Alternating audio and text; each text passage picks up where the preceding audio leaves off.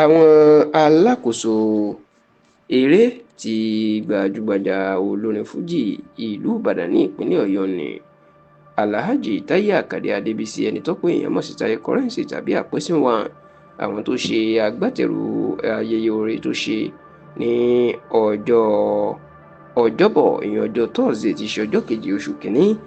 ọdún 2025 tuntun tá a wà yìí, ìyẹn the 2nd of January 2025. wọ́n máa ti sọ̀rọ̀ olórí ìdí tí gbajúgbajà ọ̀dọ́mọkùnrin olórin tàkasúfèé ní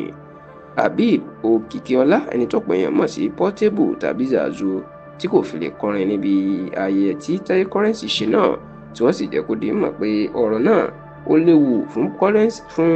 Portable láti wá kọrin ní ibi ayẹyẹ Táyé Currency. ẹ rántí pé Táyé Currency ti ń pariwo ayẹyẹ orin tó fẹ́ ṣe tó lóyìnbó ń pè ní concert ní ìlú Ìbàdàn lọ́jọ́ kejì oṣù kìíní ọdún 2024, tó sì jẹ́ pé oríṣiríṣi àwọn olórin ìní ọkùnrin náà ni ló pè lára àwọn olórin tó pè láti dá àwọn èèyàn lára yá. òun náà ni Portable tó tún máa ń pè rẹ̀ ní wèrè olórin lòun náà máa wà, ṣùgbọ́n níṣẹ́ làwọn ọmọ ìlú Ìbàdàn náà bẹ̀rẹ̀ sí ní máa lérí sí Portable pé báwọn bá rí ní Ìbàdàn tó wá kọrin níbi ayẹyẹ Táyé Currency, níṣẹ́ làwọn yóò kọlù táwọn yóò sì ṣe léṣe. ǹjẹ́ kí ló dé táwọn ará Ìbàdàn tó máa bínú sí Portable? ó mà ní ọ̀rọ̀ tó sọ lọ́sẹ̀ díẹ̀ sẹ́yìn lásìkò tí àárín òun àti ìyàwó Aláàfin Ọ̀yọ́ tẹ́lẹ̀ tó gbà tó ń fẹ́ ìyún olórí Dámilọ́lá tó dàrú, tí Portable tó sì ń jẹ́ kó di mọ̀ pé àfibíṣó olóore ni Dámilọ́lá, nítorí pé ní ìgbà tí ó ń fẹ́ òun níṣe lòun lọ gba ilé tó ní POP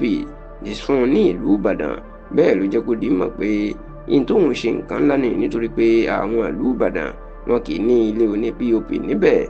ọ̀rọ̀ yìí ni ló máa di ariwo ńlá tí ariwo ó sọ lórí ẹ̀rọ ayélujára, nítorí pé inú ń bí àwọn ọmọ ìlú Ìbàdàn pé Portable yẹ̀yẹ́ àwọn pé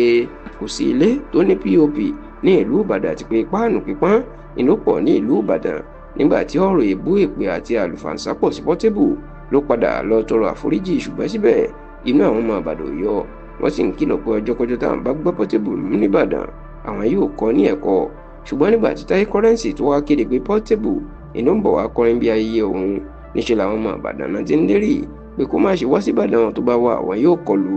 ṣá o, ní ìgbà tí àwọn èèyàn yóò rí bí ayẹyẹ náà lọ́jọ́ Thursday ọ̀sẹ̀ tí a wà yìí, níṣe ni Portable ò máa lè kọrin, tí ó sì jẹ́ pé ọ̀rọ̀ yìí ó di ariwo, nítorí pé ọ̀pọ̀ èèyàn wọn láwọn ti rí Portable ní ìgbà tó dé sí Ìbàdàn tó lọ sùn sílé ìtura, tó wá jẹ́ pé kò lè jáde fún ayẹyẹ orin tó wá kọrin fún.